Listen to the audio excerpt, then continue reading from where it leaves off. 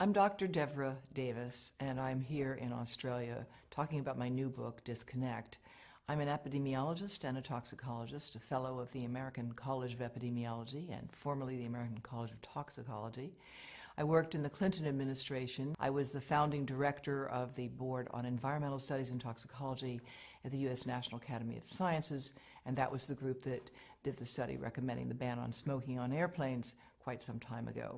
But I'm really here because I'm deeply concerned about what we know now about microwave radiation and how it affects the developing brain and body. Recently, the cell phone industry has been issuing advisories itself. These are often buried inside phones, and they're telling you something very important that everyone has a right to know, which is a mobile phone is a two-way microwave radio. It's never been tested for safety for long-term use, and because of that, Telstra has now begun to issue advice about using a headset, using a speakerphone. In America, Consumer Reports, a respected publication, has recently recommended that no one keep a mobile phone in their pocket.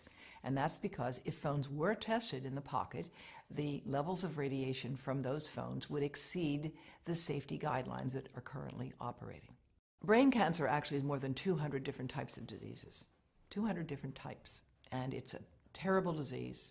Most people don't survive it. Their lives are shortened by it. What we know about it is that ionizing radiation causes it. And we know that from studies of people who got heavy doses of X-rays for treatment for something and then went on to develop brain cancer 30, 40, or 50 years later. Studies have been done that have looked at what happens to neural stem cells, baby stem cells, brain cells, when you expose them to mobile phone radiation. And what those studies find is that if you expose those cells, you can look at their membranes, and you find the membranes are weakening and opening. And all of these tests have experimentally indicated that mobile phone radiation can damage human brain cells, and it causes more damage to young human brain cells than to old human brain cells. Because when you put that phone here, your head is the antenna, and half of the radiation from the phone gets into you. That's the modeling work that we've done at Environmental Health Trust, which shows that a young brain will absorb the radiation almost all the way through the eye of a 3-year-old, and even an adult 34-year-old, it will still get into this part. And we are seeing effects of many different sorts as a consequence of this. Those who are on the front line of dealing with young children are deeply concerned about this at a professional level in the United States and around the world. In Israel, as well as France, as well as Belgium and Taiwan, there's an active government program to discourage the use of mobile devices by young children. There's a growing literature showing that prenatal exposure to mobile phone radiation causes serious defects in the offspring. Smaller brains, more brain damage, smaller livers, more liver damage, damage to skin cells as well.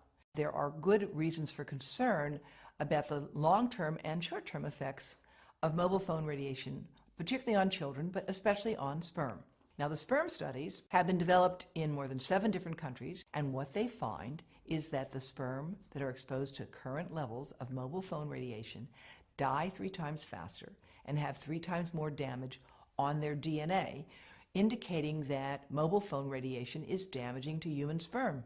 More than 100 scientists have joined with me and with the chief of obstetrics and gynecology at Yale University Medical School. We have put together the Baby Safe Project, and they are handing out information to every pregnant woman that walks into Yale New Haven Medical Center, $4,500 a year, telling them how and why they need to avoid exposing the pregnant abdomen to mobile phone radiation. The breast cancer story in mobile phones is complex, as breast cancer is a complicated disease.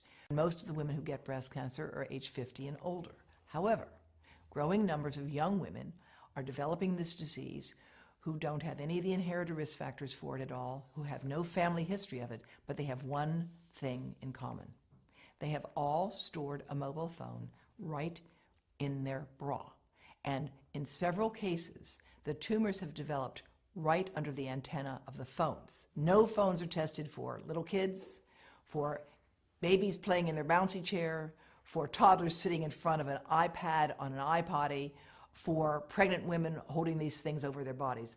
There are no tests of radiation absorption. That's why we at Environmental Health Trust are doing that modeling now, and we would like to work, of course, with industry to further validate our models. But it's really critically important that we do this research, that we train people in this field, and that in the meantime, we join with other countries around the world, giving people safety information. You have a right to know that that mobile phone is a two-way microwave radio and should not be kept close to your testicles or your ovaries or your heart or your brain.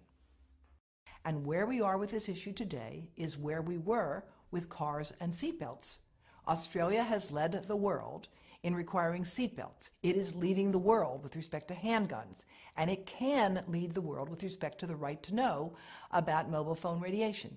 I'm very proud that Dr. Charlie Teo has issued a call for Australia to implement its current laws. You don't need a new law here. You've got the laws you need. You just need to implement them to give people the right to know about mobile phone radiation. And again, I'm delighted that Telstra's taken the first step. I think Arpanza actually does have information on their website about how to reduce radiation by keeping your calls short and telling you how to use a headset and a speakerphone. But there needs to be a more concerted effort to communicate this, just like the Canadian Parliamentary Committee on Health has recently called for.